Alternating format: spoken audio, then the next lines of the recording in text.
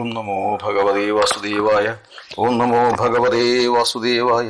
ഓം നമോ ഭഗവതേ വാസുദേവായ.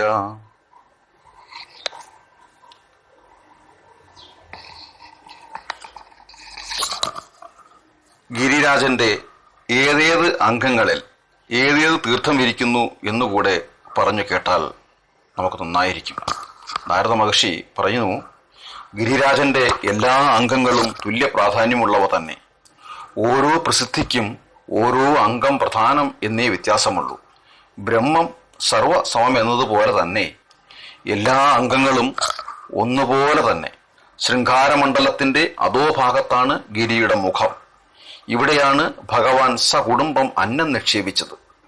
മാനസികഗംഗയാണ് കണ്ണുകൾ. ചന്ദ്രസരോവരം നാസികയാണ്. അധരം ഗോവിന്ദകുണ്ഡവും മേൽച്ചുണ്ട് കൃഷ്ണകുണ്ഡവും രസന രാധാകുണ്ഡവും കപോലങ്ങൾ ലളിതാസരസ്സുമാണ്. ഗോപാലകുണ്ഡം കർണങ്ങളും കുസുമാകാരം അന്തക്കർണങ്ങളും നെറ്റിത്തടം മൗലീചിഹ്ന തീർത്ഥവുമാണ്.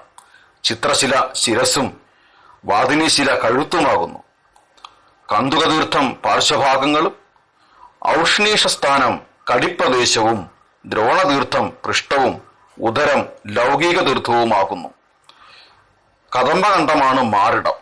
ശൃംഗാരമണ്ഡലം ജീവനും ശ്രീകൃഷ്ണ പാദചിഹ്നം മനസ്സുമാകുന്നു. ഹസ്തചിഹ്നമാണ് ബുദ്ധി. ഐരാവതപദം പാദങ്ങളും സുരഭിപാദങ്ങൾ പക്ഷങ്ങളുമാണ്. പുച്ഛകുണ്ഡമാണ് പുച്ഛം. വത്സകുണ്ഡം ബലമാണ്. രുദ്രകുണ്ഡം ക്രോധവും ശക്രസരോവരം കാമവും കുബേരതീർത്ഥം ഉത്സാഹവും ബ്രഹ്മതീർത്ഥം പ്രസന്നതയുമാണ്. യമതീർത്ഥമാണ് അഹങ്കാരം. ഇപ്രകാരം ഗിരിരാജന്റെ ഓരോ അംഗങ്ങളെയും വിശദമായി ഞാൻ പറഞ്ഞു തന്നു. ഗിരിരാജ വിഭൂതികൾ ശ്രവിക്കുന്നവൻ പരമപദം നേടുമെന്ന് ജ്ഞാനികൾ പറയുന്നു. സാക്ഷാൽ ഹരിയുടെ വക്ഷപ്രദേശത്തു നിന്നും ഉത്ഭവിച്ച ഗോവർദ്ധനം പുലസ്ത്യ തേജസ്സുകൊണ്ടാണ് ബ്രജമണ്ഡലത്തിലെത്തിയത്.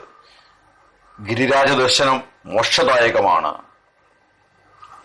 ഇങ്ങനെ ഗോവർദ്ധന വിഭൂതികളെ വിസ്തരിച്ച് പ്രതിപാദിച്ച നാരദനോട് ബഹുലാശൻ ചോദിക്കുകയുണ്ടായി, ഗിരിരാജനായ ഗോവർദ്ധനം ഹരിവക്ഷത്തിൽ നിന്നും ഉത്ഭവിച്ചതാണെന്ന് അങ്ങ് പറഞ്ഞു.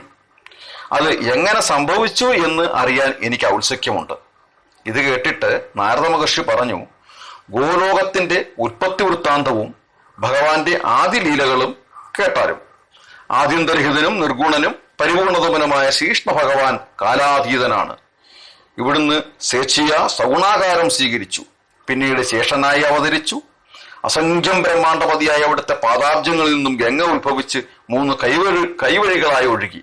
ഇടത്തെ അംഗഭാഗത്തു നിന്നും കൃഷ്ണാനദി ഉത്ഭവിച്ചു. അതിന്റെ തീരത്താണ് രാസമണ്ഡലം. ജംഘകളിൽ നിന്നും നികുഞ്ചങ്ങളും ജാനുക്കളിൽ നിന്നും വൃന്ദാവനവും ഊരുക്കളിൽ നിന്ന് ലീലസരോവരവും ഉത്ഭവിച്ചു. കടിദേശത്തിൽ നിന്നും ദിവ്യരത്ന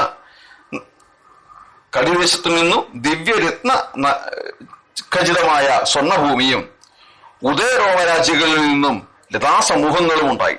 നാനാ പുഷ്പങ്ങളും ഫലങ്ങളും പക്ഷികളും അവിടെ ഉണ്ടായി. നാഭീപത്മത്തിൽ നിന്നും അനേകം താമരപ്പൂക്കൾ ഉണ്ടായി വന്നു. 3 വരികളിൽ നിന്നും വായുവുണ്ടായി. ജത്രുദേശത്തിൽ നിന്നും മധുരയും ദ്വാരകയും ഉണ്ടായി. കൈകളിൽ നിന്നും ശ്രീതാമാവും മണിബന്ധത്തിൽ നിന്നും നന്ദനും കരാഗ്രത്തിൽ നിന്നും ഉപനന്ദന്മാർ ഉത്ഭവിച്ചു. ശ്രീകൃഷ്ണന്റെ ബാഹുമൂലത്തിൽ നിന്നും വൃഷഭാനുമാരും രോമങ്ങളിൽ നിന്നും ഗോപന്മാരും ഉണ്ടായിത്തീർന്നു. മനസ്സിൽ നിന്നും പശുക്കളും വൃക്ഷങ്ങളും ബുദ്ധിയിൽ നിന്നും അവയ്ക്കത്തുള്ള തീറ്റകളും ഉണ്ടായി. ഇടത്തെ ചുമലിൽ നിന്നും അതിദിവ്യമായ ഒരു തേജസ് ഉത്ഭവിച്ചു. ആ തേജസ് ശ്രീ, ഭൂമി, ലീല, വിരജ എന്നിവ ഉണ്ടായി ചമഞ്ഞു. ലീല ഉത്തമപ്രിയയാണ്. രാധാദേവിയാണത്. രാധയുടെ ഭുജങ്ങളിൽ നിന്നും വിശാഖയും ലളിതയും ഉത്ഭവിച്ചു. രാധാരോമങ്ങളിൽ നിന്നും ഗോപിമാർ ഉത്ഭവിച്ചു. അങ്ങനെയാണ് ഭഗവാൻ ഗോലോകം സൃഷ്ടിച്ചത്. ലതാചാരശൃംഖലമായ രാസഭംഗം, മാലിത്യാദികൾ കുസുമങ്ങൾ സൗരഭ്യം പരത്തിക്കൊണ്ട് സർവത്ര നിറഞ്ഞു നിന്നു. തേനുണ്ടു പതിച്ച വണ്ടുകൾ മൂളിക്കൊണ്ട് പറന്നു. പതങ്കാദിവാദിമേളങ്ങൾ രംഗത്തെ കൊഴിപ്പിച്ചു. അങ്ങനെ രാസരംഗത്തിന്റെ മധ്യസ്ഥിതനായി വസിക്കുന്ന ഭഗവാനോട് രാധാറാണി പറഞ്ഞു, ഓം നമോ ഭഗവതേ വാസുദേവായ.